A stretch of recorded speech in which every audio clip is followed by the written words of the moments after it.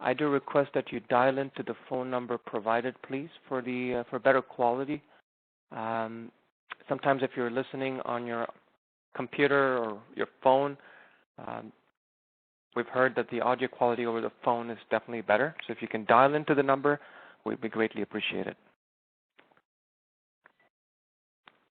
All right, so going back to the brand experience, we'd really talk about the brand being the gateway between your business and consumer, right?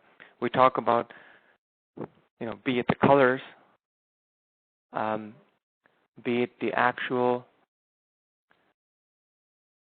images, be it the initials. Those are, of course, standard. Those are fun things to do when you're getting started with your business. Those are things that you should explore. But as a law firm, through research and what's been written in a lot of blogs and what we've learned too, is it's also a great opportunity for you to reflect your true character as an individual and the personal touch that you bring as a legal professional. As you know, this is a growing business, and there's, of course, a lot of competition. So you do want to find and strive to stand out and actually make a great first impression with that brand experience with your consumer. And depending on the area of practice, right, depending on who that final client audience is, this might vary. And depending on, if you're a firm that does employment law, your main clients are going to be corporate companies, for example. Maybe you're working with businesses or business law. If you're working as a criminal lawyer, then that's a separate audience. It's a separate way of how you market your service. If it's landlord and tenant, it's different. But what's true is how compassionate are you? What's your educational background to showcase why you're good at what you did? What's your experience that you bring? How do you handle customer inquiries? How often are you comfortable answering your clients' questions, feedback? Beyond just a retainer letter, which of course talks about the rules of the game, of course very important to safeguard yourself legally as well as your client, the rules and regulations of any engagement. You want to take away some of that away from the branding. The branding is not where you say, we're going to charge you 20% if you don't pay us on time. That's not what people are looking for. Branding is where you're going to be more compassionate about how you serve your client, your true character. A lot of websites, of course, have your picture, have the areas of practice, but if there's more that you can do, what do you do for social service if you're into that? Are you a supporter of certain cause? Again, ensuring without getting too granular and too radical about all that, right? So bringing your true character, your values and competencies as it lends best to represent your firm through that brand, okay? So you truly want to leave a good, I would say, impression that leaves a good imprint of confidence in the service excellence that you and your team promise to deliver. That's the key essence of that brand experience. And then we move along to the customer experience. So yeah, it's a great brand, very well written. Maybe you have a nice tagline that talks about the business in a single line. So you could have all that. Now you've got the attention of your audience, and then there's this opportunity for a client to reach out to you. You have phone numbers listed on Facebook. You have phone numbers listed on Google My Business Listing.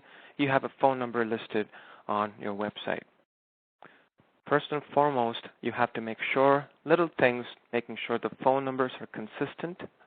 There's enough information for clients to reach out to you, and the customer experience begins right there, even before they actually reach your office. We found many times that the numbers, the business listing, the addresses could be different. That could be a bit confusing. Making sure that as part of your brand as well, as a customer experience, there's good reviews today. I mean, you have a lot of tools in the industry, such as Google reviews. You could have reviews through third-party tools. You could even have Facebook reviews if you have a Facebook page. But the more common playground, or if you will, is going to be Google reviews. At least to begin with, encouraging your customers, if you're been in business for a while, to review you, or if you're just getting started, that's fine. Then you're just going to slowly add to those reviews. But again, leaving that good impression, making it consistent for your customer to reach out to you. And from the time they start that engagement through the journey of working with your firm and others in the firm, very importantly, you want to ensure that the experience is wonderful, consistent with the messaging, and something, if not beyond what the customer expected, definitely meets the customer's expectation with regards to the specific area that they reached out for problem solving. Okay? So it is what is perceived by the customer with every in-person welcome. Again, I'll take one step even before the in-person welcome. It starts with the research phase, right? When the customer researches about your business, learns more about your business through the branding and marketing, it starts right there. Ensuring consistent information across the web, because it is what it is. It's a great medium to promote your business. Through that first phone conversation, being a warm, appreciative, even if it's an automated message, making it simpler and easier for customers to reach you. Through every other touch point that you have through that life cycle, ensuring that the retainer letter, and this is where certain components now come into play. The practice management comes into play, making sure the retainer letter is crisp, is well written, extremely well drafted, thought about, covers all of the boundaries that are required for compliance, covers all of the boundaries that are required for safeguarding your interest and the client's best interest, being very clear, all that good stuff. So that's another check in that experience, right? The customer is going to be like, wow, that's a very well-written retainer letter. It really explains, the key phases of payments and things of that nature. If it's an immigration law, let's say you define what that block fee would look like at every stage. That would go a long way to ease any concerns that people may have, especially overseas, of engaging with a law firm, right? And with every consultation, both by yourself and by others in the company. User experience. Again, this is typically thought about from a software world, but I want you to also look at it from your end customer's perspective, okay? The user experience is a subtle tangent from the customer experience. The user experience talks about how easy is it to do business with this firm. It's a great brand, a lot of consistent information, very professional documentation, and warm welcoming and everything else. But in a day like today, do you expect the client to be at your office to make a payment, or do you facilitate other services that makes it easier on a customer to engage with you? Right? That's one of the key components, the multi-touchpoint experience that the client is able to receive from your firm, because it is, in today's day and age, it is something that is expected out of businesses, because you are experiencing similar multi-touchpoint ease of engagement with other businesses that you as a consumer are consuming. If you think about it, despite the current lockdown, people are still able to do online shopping. It gets delivered. It's a convenience. And actually, it's a much bigger convenience than ever it was. So we specifically talk about user experience when it comes to a law firm, in the sense of how do you and your team work around the clock to provide a more ease of working with this business, the convenience and the ease of associating with this business. Okay? And that's what we're calling as a user experience, something for you to think about as you start to build your firm, as you start to improvise on how you offer these services. And the product experience. Now, this is just an encapsulation of all those experiences put together with the added quotient of what that end result looks like that results finally in a good review or a bad review, right? So it's great branding, fantastic experience just talking to the folks in the firm, very convenient to do business, online payments, ease of delivering digital documents, digital invoices, and then overall a very professional outcome as expected, or at least as what was set as the expectation, and ensuring that there is a nice closure to the overall experience. And from a law firm's perspective, at the end of the overall product experience is where you are able to confidently ask for a review or a referral with that successful customer. Okay, so if you really helped that landlord, if you really helped that tenant, and if you've truly helped the case of a person with that, POA ticket, criminal matter, maybe as simple as a real estate transaction, as commoditized as it may be, if there's a subtle difference that you bring to that overall experience, because, people do shop. People do talk to friends. They go online, read reviews. They understand right from different components, right from ease of being able to connect with you, the responsiveness of the firm with regards to sending information back, to price. Of course, it comes as a definite component. And understanding what else as the X factor you can bring in to that experience of that customer is always going to help you put yourself ahead of the curve. And the product experience is really how through that journey, the final outcome of that journey was experienced. Okay? And it was a truly worth of the time and money and effort that this customer had spent with this law firm is really what is being questioned at the end of this experience. Okay?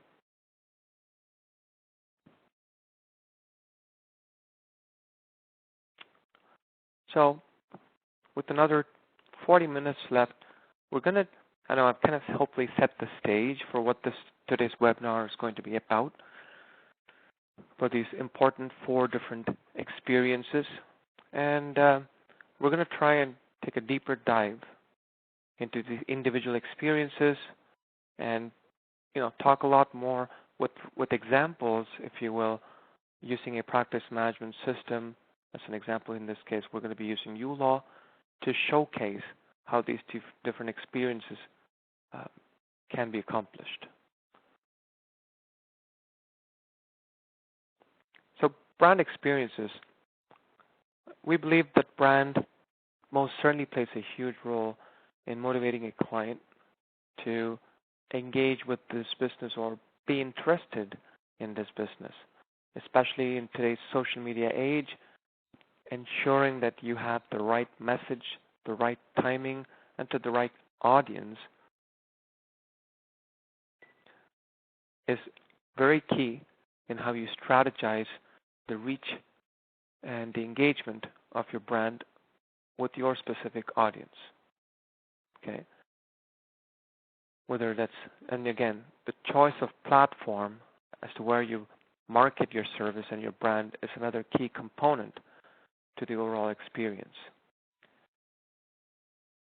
Age group, demographic.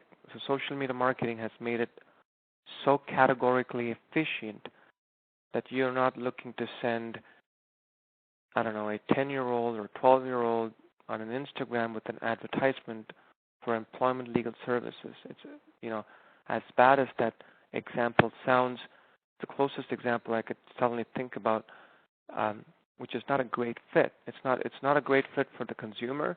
It's not a great fit for you as a business because all of that costs money. So the brand experience begins with having a strategy around how you would ensure you deliver the right message once you have that brand completed. People use friends, people use other tools. One of the tools that I have often used is a platform called Fiverr, and it's Fiverr.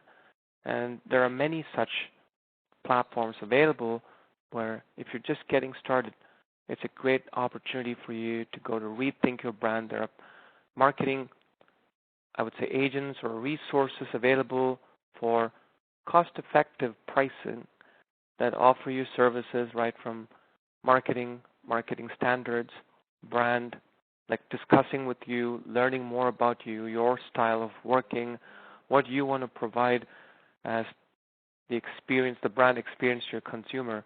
And then there's never a bad time, truly, to rebrand yourself, but there's always a meaningful time, I would say, to market that branding experience. So find the right time that's best for your business to take that new branding to the market. A good example is that of a logo. Now, if you're doing this a manual process and if you have a lot of Word documents that are pre-templatized with those, or if you have letterheads, of course, that are already printed, if you're doing the old paper route, then if you're rebranding, you have to consider all of the reprinting that needs to happen.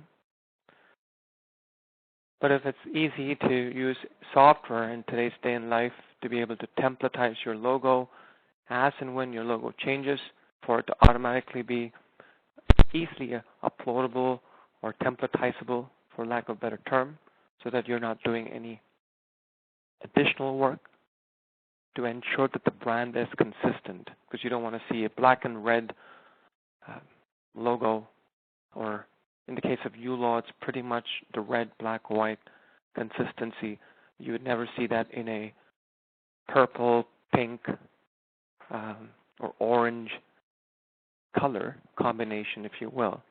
Because if it has changed, then of course it would change right from the website to the overall slide share to also the product being how it is, right? Logo being a great example of that. Now, we've often seen, like other businesses, like, you have Nike and you have Reebok and you have certain businesses that always have a tagline. It's not now so much a mandatory requirement to have that branding. I think what's important is that if you feel the need for it, that it be written well and communicated well through that branding message. You don't have to have that message, but if you're able to, if you truly believe that message is going to help the brand, for example, I believe there's a few law firms that really talk about social awareness. They talk about animal cruelty in their messaging. They talk about sustainability in their messaging. They talk about how they fight for, the giant and the Goliath story. They always fight for the Goliaths of the world. We've got your back. There's so many different taglines that businesses have, and law firms have them too. But we wanted to kind of give you a precursor saying it's not necessarily required unless you find it as a vehicle to communicate a strong character of your firm and a message that you believe would resonate with your audience. Okay? And of course, as I mentioned, consistency and delivering it right every time is critical for branding, because it's the perceived notion of the business. So when you talk about branding, you also talk about all the documents that you deliver as part of that journey that the customer is going to engage with after they've entered into that customer experience phase. right? So being prepared to continue delivering that phenomenal brand experience, that consistent brand experience, takes a lot of planning, strategizing, and more importantly, applying the right tools to automate them. So long story short, being able to upload a logo, not have to worry about it, change it and ensuring that it's available across all documents is a great example of that. Okay.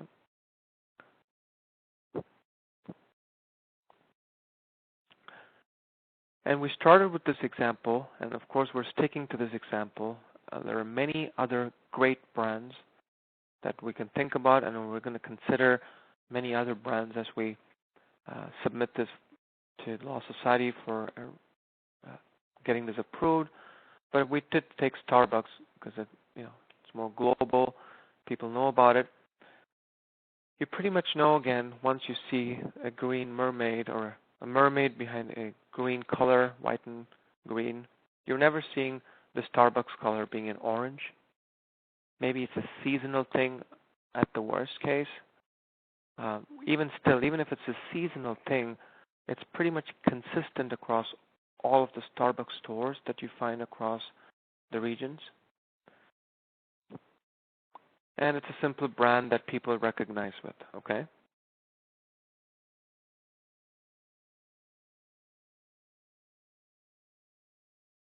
Now let's talk about the customer experience. We believe the customer engagement, as I mentioned, right from the research perspective to the first phone call or that email or even filling out a web form on your website, the touch point starts there. Combination of your investment on a website, automation, voice messaging tools. So it's not just practice management all the time. There are other tools that surround and extend the capabilities to make it a more holistic approach to providing a consistent experience. So you have your website, you have a phone, of course, so ensuring that you have the right phone so that if someone were to leave a message, for example, you have voice over IP products out there like Vonage and others that truly allow you to even send those voice messages recorded right to your email.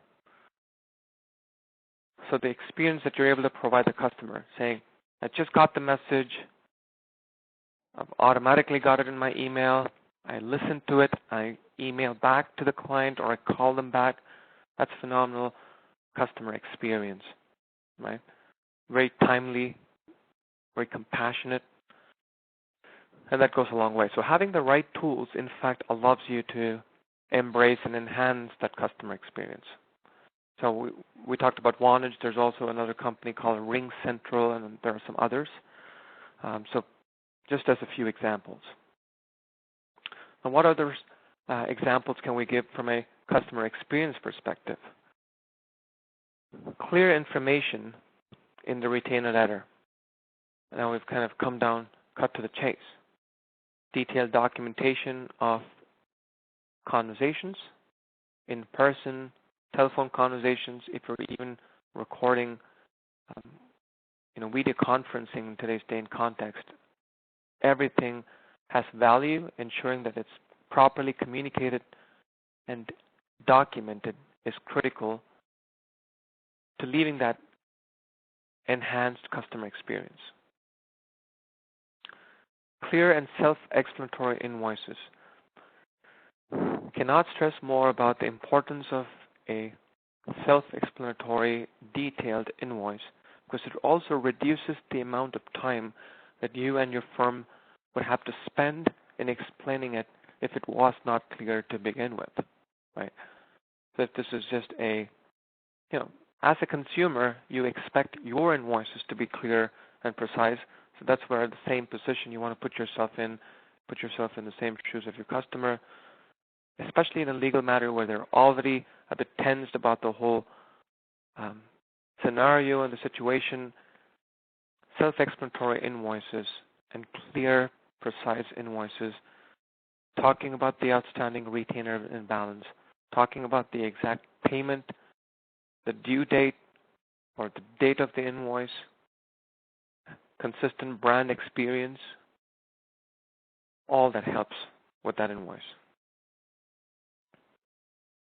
And as part of, again, slightly extending from customer to product experience, of course, would be providing closure letters, statement of activities, so that there's a logical, a good closure to that overall business relationship when the work is actually done, right? Ensuring that you're providing with the trust and general listings, the ledgers, if the customers do want that. Certain business transactions do require you to send that on a regular basis, so ensuring that you're able to facilitate that goes a long way. So once again, how do you ensure it's consistent? How do you ensure it's timely? How do you ensure that you have all of Batman's tools or gadgets to make your firm and your overall experience really cool, effective, and meaningful? It's a combination of all those tools at the right time. We spoke about IVR, we spoke about voice over IP, a very killer website which can be very cost effective in today's day and age. And then, of course, well protected and balanced by a back office system such as a practice management legal accounting system that allows you to capture information right from your website, right into your clients, being able to do the conflict check, create the file, generate the retainer letter, all as the customer is waiting on the phone or maybe in front of you, depending on the situation. And the timeliness and the consistency is what's going to help leave an everlasting taste in that customer experience. And that's what's actually lingering in their mind when they refer you to another friend or colleague, because they want to be, they want to look like a superstar, that they found your firm and they were the first in that whole sphere of influence to have found your firm, and what a great experience it was to work with you. And when there's a friend who has a need, saying with a similar need, they want to be the star in that room, saying, I know this firm that provides a phenomenal customer experience. And what do you do to get to that? Have the right tools, have the right plan, strategy to deliver on their promise.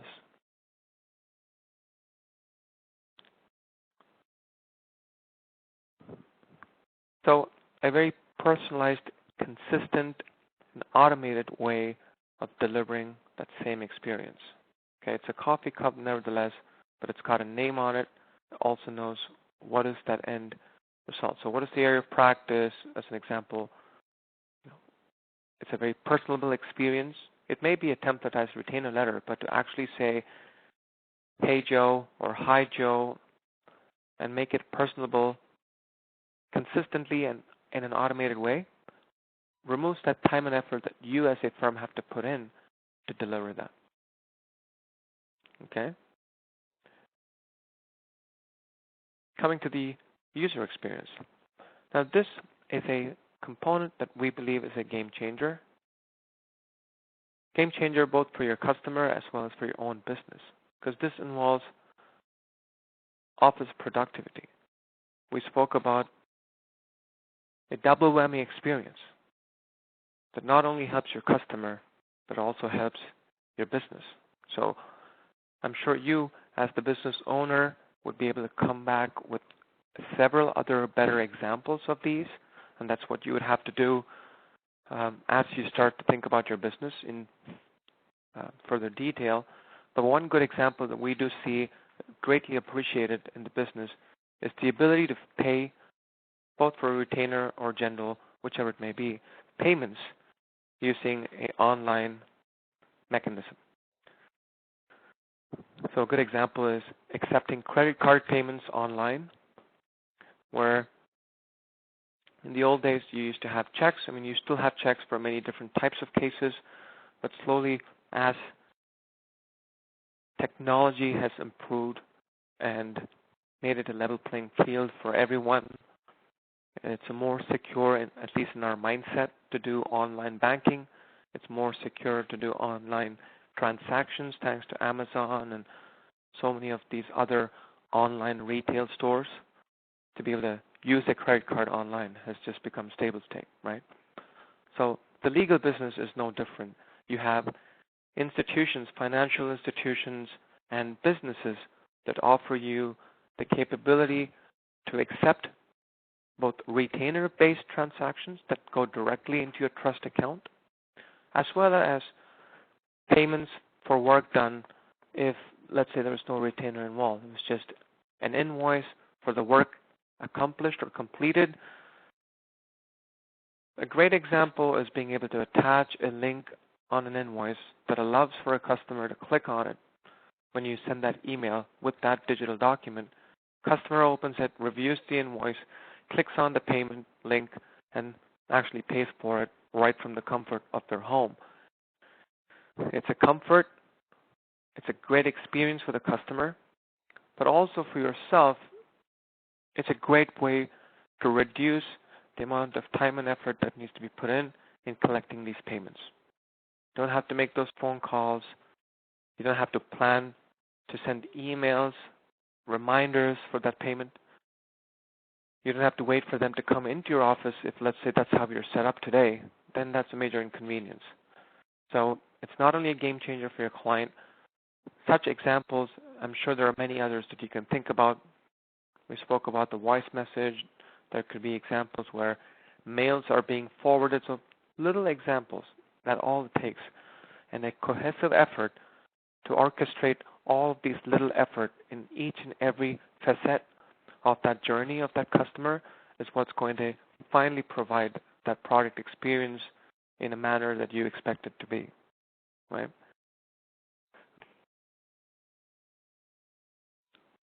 So we spoke about integrated payment. Of course, the user experience most definitely leaves a long-lasting footprint with the customer experience included as well. So very detailed invoice. I was able to pay for it using my credit card. The customer experience encourages you to refer your business. I would say the user experience would motivate. It's not going to be an example that they give you. They're not going to tell their friend, hey, work with this firm because they've got online credit cards, right? It's a combination effect. It's going to give them that comfort to refer you because it was easy to work with you as well. So they may just leave that statement saying, great firm, easy to work with, right? So this is the outcome of that.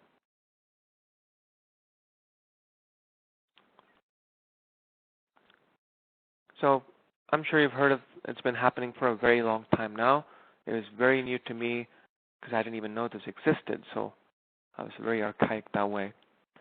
So not only could you now buy a customized latte in store, as a lot of my friends in downtowners would call it, they just pick up their coffee at 7 a.m. right from their extended kitchen, which is Starbucks in the morning, where they pay for it online, everything taken care of. All they got to do is go pick it up. So that's a user experience and the closest analogy that we could think of. I'm sure you're able to appreciate how Starbucks has evolved from a great brand to providing personalized customer experiences, now moving along to the convenience of being able to order coffee online. 5 years back, this was not a convenience that we all had. With the advent of technology, all of this is improving, especially as we start to see some of the millennials enter this consumer space and the experiences they have. And I would say, I would not call it impatience, but I would really say the timing of service levels that is expected by 18 and a 20-year-old is different from the expectation and the experiences had by a 40-year-old during his or her 20s.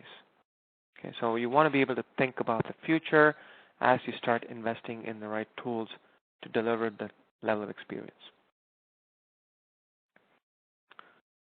Great brand, right? Very personalized. I can even order it online. But why do we start to go to Starbucks again and again and again?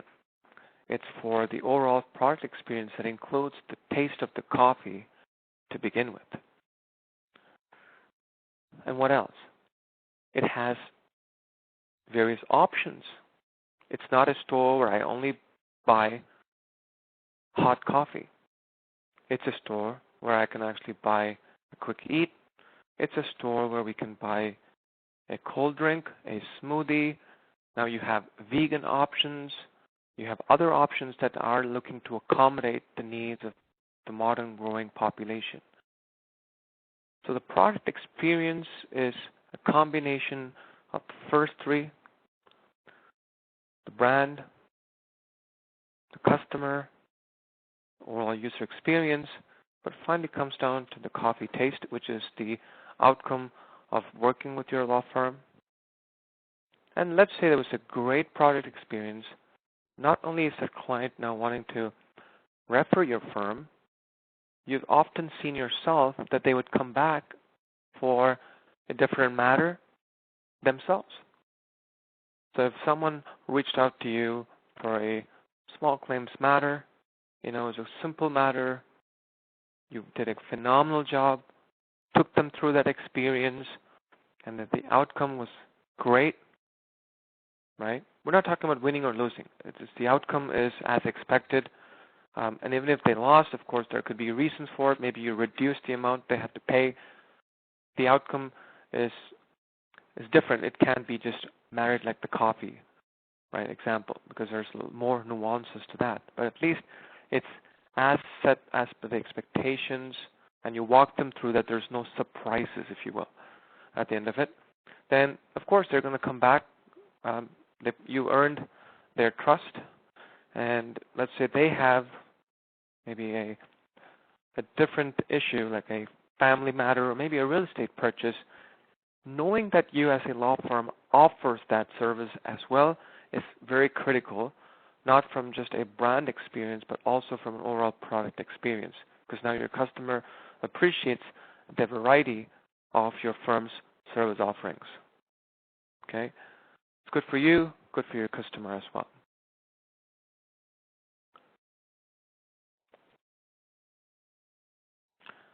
Now, how does practice management and legal accounting come into providing variety? One is, of course, your education. You as a legal professional are educated in certain silos of practice, or you believe you're confident to represent clients in certain areas of practice. You're going to, of course, educate yourself if you want to represent them in other areas of practice, right? So if you've been doing and again, I don't want to sound naive here, but let's say you were doing a small claims matter and you want to do immigration. I'm sure there's a separate education, a qualification rather, that needs to be accomplished so that now you can start to promote that you're also an immigration lawyer or a personnel who does immigration law, right? Oh, yes, you're going to put that in your branding. You're going to rebrand, maybe start to brand that. But even for your own firm to appreciate, was that a good move or not, you're now having to work up the data. How much of revenue? Of course, you need the time to sample this data. It's not going to happen day one, but at least after the first 3 to 6 months, if not a year, you need to have the right tools that tell you the information about that move. You're doing really well, maybe earning a certain dollar amount with just small claims, and now you made this investment to get the qualification of the immigration law. How much are you making there? Practice management tools give you the ability to categorize the areas of practice. Legal accounting tools allows it to be put in a certain bucket of accounting terms that makes most sense as whether a profit and loss statement, whether it's based on category of expenses, category of revenue, because maybe you're spending a lot of money in delivering that immigration service. Maybe it's a great thing to do it, but it takes a certain level of discipline. You're not able to send it. Block fees that's not working for you. So you really need to use the data, and where would that data reside, and how would that data talk to you back with information? It's through software that's available. It's easier for the software to talk to you, and it's easier for you more cost effectively to understand from that rather than have to do it manually. Let's put it that way. So there's always the option to do this manually using paper and pen, but in today's day and age, if you want to have that cutting edge, rather than spending a lot of time and effort in doing all of this work, you probably want to be in the front of the brand, customer, and user experience to provide that convenience. So how do you make decisions about where you're better at? Just like Starbucks does a lot of trials, right? They sample out a peppermint mocha. They get surveys. They talk about it. They understand sales. That's where it comes down to. They have the tools to understand the sales. It's a great product, but it's making no money. Makes no sense to have that in their service offering anymore. And we've seen often where they've discontinued serving certain types of coffees or certain types of short eats, whatever it may be, based on consuming information from the data that they've gathered. You have the opportunity to use the legal accounting practice management tools to give you that same empowerment to make such informed decisions about your business. That translates into a better product experience for your end customer too, knowing that you're successful doing small claims and you're very confident that doing immigration law makes a lot of sense for your business because you have the data to back it up. That will also motivate you, going back to your branding and marketing, to maybe put more dollars into it. So it's a vicious cycle.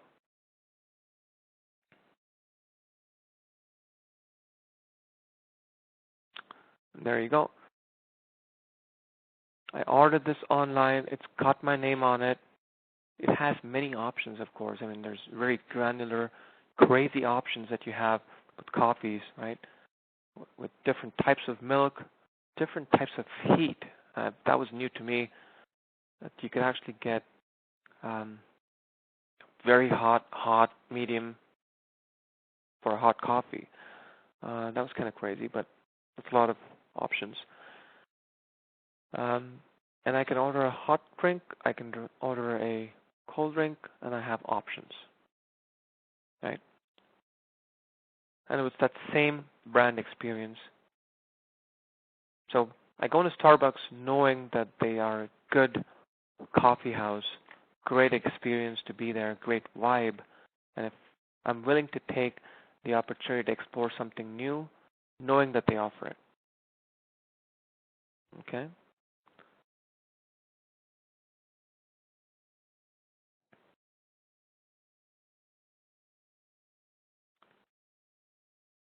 So with another 10 minutes remaining and me talking a lot and hopefully not putting you down to sleep on this Friday afternoon, just kind of wrapping things up, if you will. So how, in a nutshell, do you ensure that you can get started with providing these wonderful experiences to your end client? Okay? So if you're just getting started, if you're a new practitioner, then that's an advantage because you don't have anything to fear from, you don't have any experience to go back on, and you're just going with your gut and experiences from others maybe. But if you're getting started, if you've been in business for a while, then having that experience is also an advantage. I know it sounds crazy to say it's both, but having experience is good and bad sometimes. It really depends on how you look at it.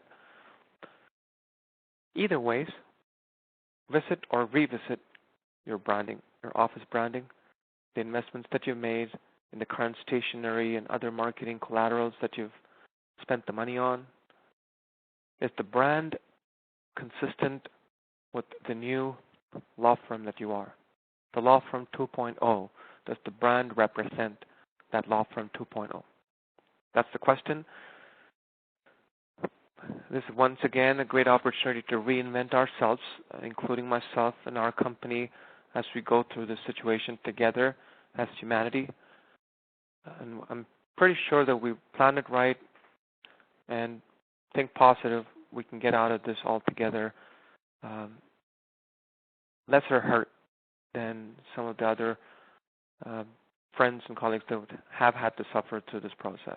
Okay. So please do revisit your office branding, making sure that it's consistent with your 2.0 version of your firm. Training and personal management. This is something that I want to stress about before I finish this webinar today. Now, often what happens is whether it's a product, a tool, a practice, a certain strategy, when it's a sole practitioner, we often see this with our own clients too. When they get started off, it's just themselves. Everything is on their mind. They're making those decisions just by themselves. They, of course, need the right tools that can help them make those decisions. Very successful. They grow the business to even, say, the second, third co-worker who joins them, or even with the first assistant that joins them. Somewhere what happens is there's an expectation that that extension of themselves, who's now really helping with the timing, because it's really a timing issue. If you have 25 files and you just have so much time, you've had this extra hands on deck. But often what's missed is the training. If, let's say, there's a practice management tool or even a legal accounting software, get the training. Have the assistant, have the others in the business get trained, just the way you put the initial investment to train yourself. If you're implementing a new voice over IP phone, make sure that everyone is aware of how to use it best. It's not just the one person, because then it becomes more a dependency on individual rather than a dependency on a process that's established by the firm. So training and personal management go hand in hand, as you see, not only for a sole practitioner, but for a growing law firm, to continue to re-emphasize the need to be on top of your game, have all that office productivity done right, so that you can consistently deliver those 4 experiences. Right? Because if your voice over IP phone dies and let's say your assistant is not available, that's got to be you. And if you do not know how to handle that voice over IP, you're not going to get those voice messages on your email. And then that drops the customer experience. Someone just called you, left a voice message, and you didn't get to it till later that day because you didn't know about it. That drops the customer experience. So training yourself with the right tools, newer tools, and your staff are all those building blocks to help with that experience. Well, a lot has been spoken about practice management, automation, legal accounting. We are a legal accounting practice management software ourselves, so we're not bragging or we're not marketing this product. But often we see ourselves having to market the need for business automation. We're trying to be the evangelist, if you will, for lawyers and paralegals to say, please consider some form of automation to alleviate the pain of limited time that you already have to manage multiple files and too many things running around your head. That's when at one time you get tired, you're not able to now accept more new files because you don't have the backing tools. And today's day and age, as I said, with the cloud being a game changer, as you probably know, these tools are not expensive. They, of course, range in cost, and you have to do the research to figure out which is best for your firm based on what you experience with these clients and reviews and client friends and how you do your homework to look at all these tools. But our kind recommendation is to please look at these tools if you already haven't started using these tools. But if you say you just do 1 file a year, 2 files a year, it's just a kind of occasional thing that you're doing, then yes, it makes no sense.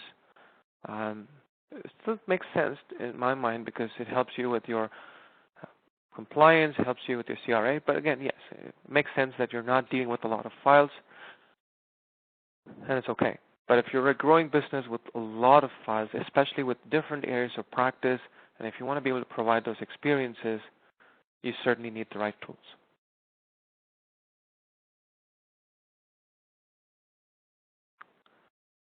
And legal accounting, of course, has nothing to do with branding, has nothing to do with customer experience, but definitely has to do with the reputation. Now, of course, we hear a lot of stories about mismanagement of funds, legal professionals being audited. Sometimes certain actions are taken by law society. People lose licenses. People don't lose license because they had a funny brand or different colors. Very rare, right? You don't see that unless there's something very wrong with that brand image or something like that. But most often, you recognize that a business, a legal business, law business, has some dramatic change because of an audit and financial accounting, making sure that you're prudent to yourself and your client and to the law society and to CRA, because that's the ecosystem that you're in.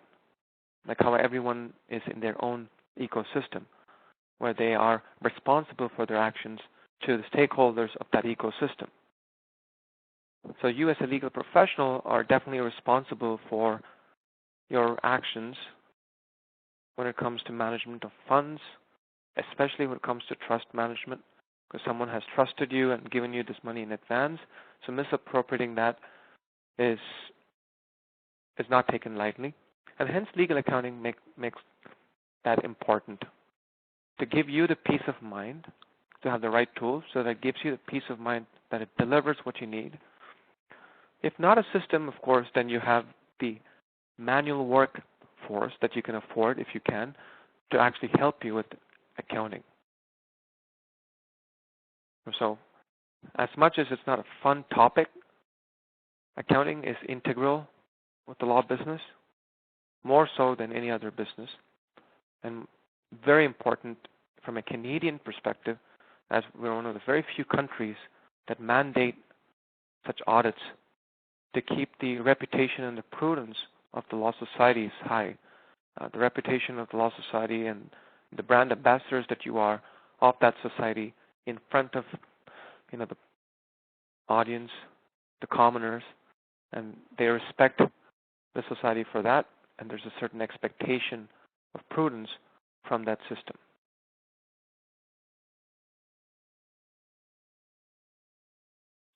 Okay.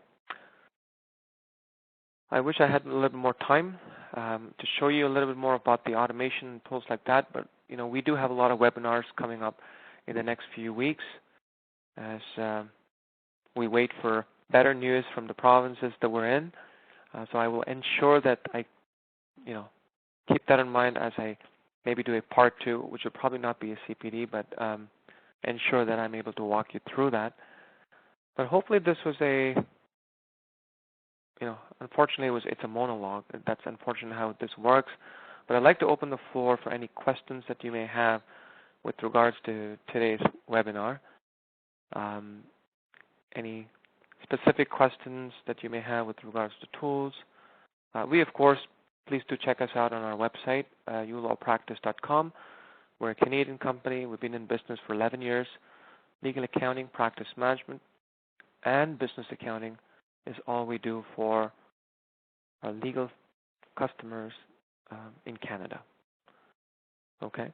I will certainly open the floor, and please do use the chat window because we're definitely recording this. It's going to be available on our YouTube channel as early as Monday, Tuesday next week. So thank you very much for your time, and we'll wait for any questions that you may have. I will go back to maybe the important question that everyone has, especially if you're coming a bit late.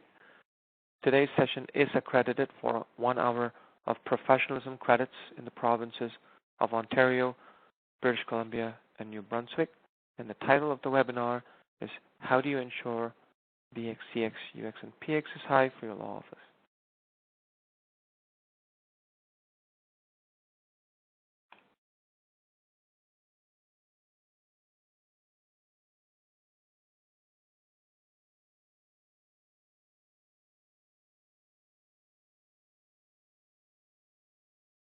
Please feel free to use the chat window to ask us any questions.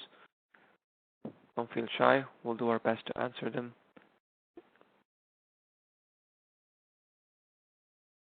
Thank you very much. I appreciate that. I'm glad you liked it.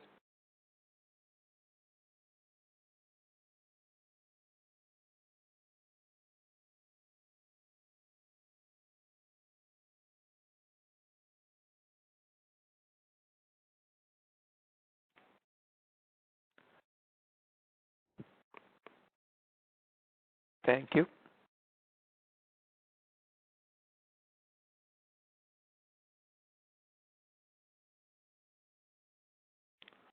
Absolutely. So we talk about the acronyms of BX, CX, UX, and PX. It's the brand experience, the customer experience, the user experience, and the product experience. It's actually in our next slide, brand experience, customer experience, user experience, and product experience. So this particular presentation, as I ran through it, is actually being recorded and will certainly be available for you to pause and replay and hopefully find fault in everything I had to say. And do bring it to my attention so that I can be better at what I do. And I've been doing this for now just about 9 years, so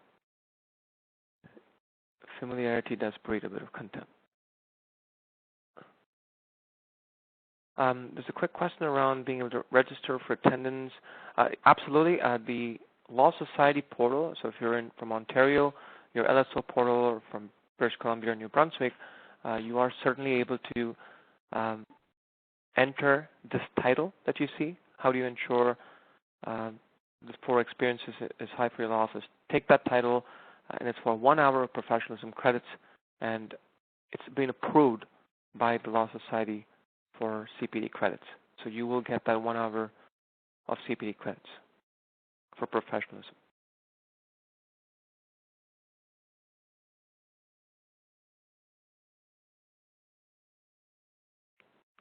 All right, my dear friends, thank you so much for joining me today. I thank everyone for taking this time.